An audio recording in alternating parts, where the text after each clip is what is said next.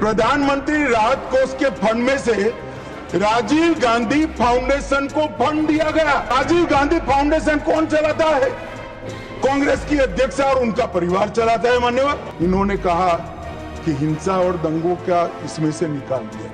मान्यवर, आपदा प्रबंधन और दंगों की हिंसा का क्या लेन देन, मुझे बताइए। ये क्यों विचार आता है? क्योंकि इनके राज्य में बहुत दंगे होते हैं। मान्यवर, उनको सुनना है क्या? आप प्लीज मुझे संरक्षण दीजिए, उनको बिठाइए। Honorable members, please take your seat. This is not our culture.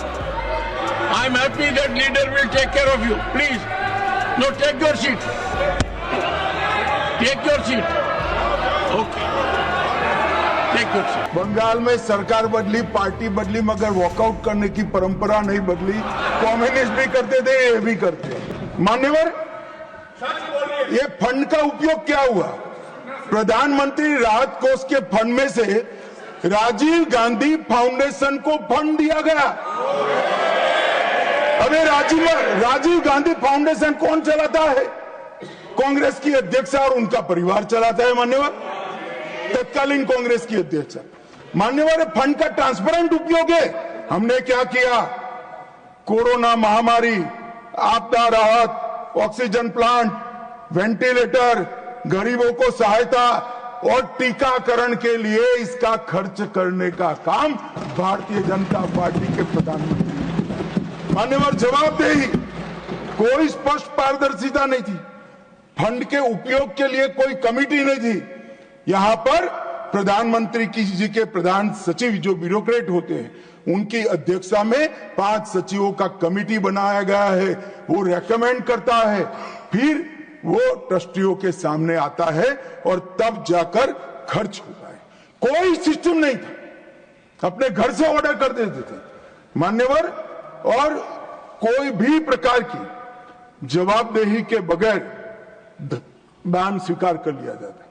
आज पूरे दान का रिकॉर्ड है और पारदर्शी ढंग से संचालित होता है। मान्यवर, हमने राहत कार्य के साथ साथ कई प्रकार के इनोवेटिव सहायता भी की है और राजनीतिक हस्तक्षेप इसमें कोई नहीं है। सभी जनता के चुने हुए नुमाइंदे और सरकार के 5 प्रमुख पद पर बैठे हुए मंत्री ही इसके अंदर काम करते हैं। पार्टी का कोई नहीं। अब देश की जनता तय करे कि पारदर्शिता कहां है। आप पारदर्शिता के मामले में तो बोलिए ही मत।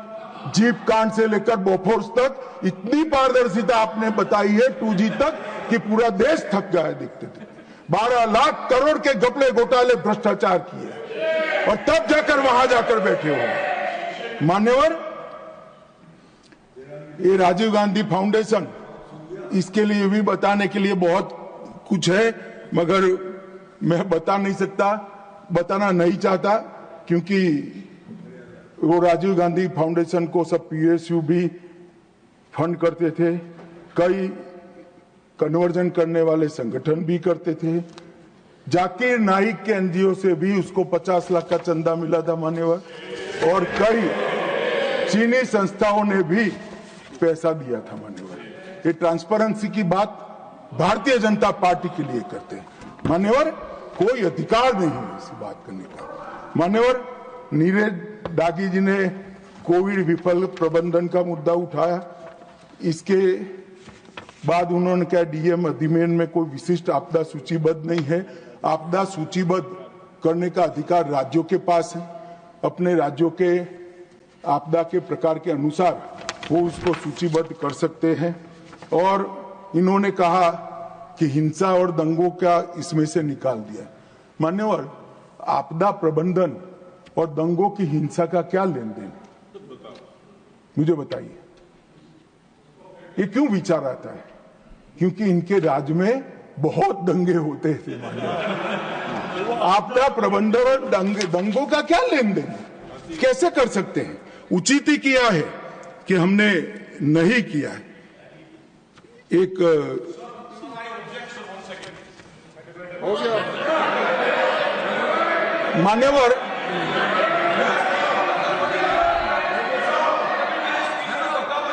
Thank you.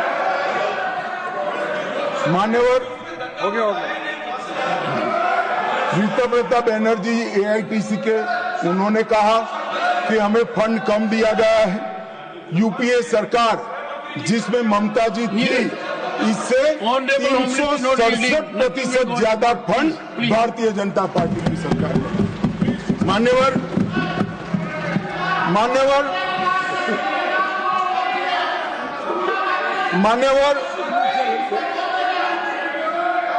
अब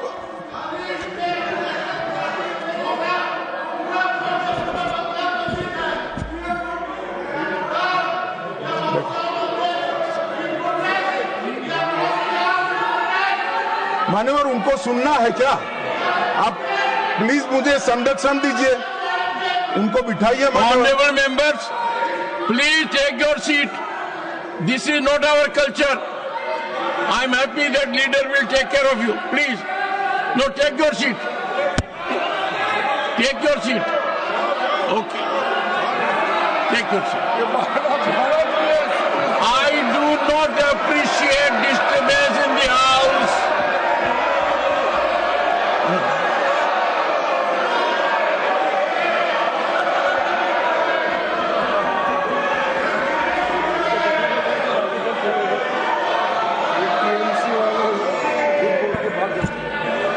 मान्यवर,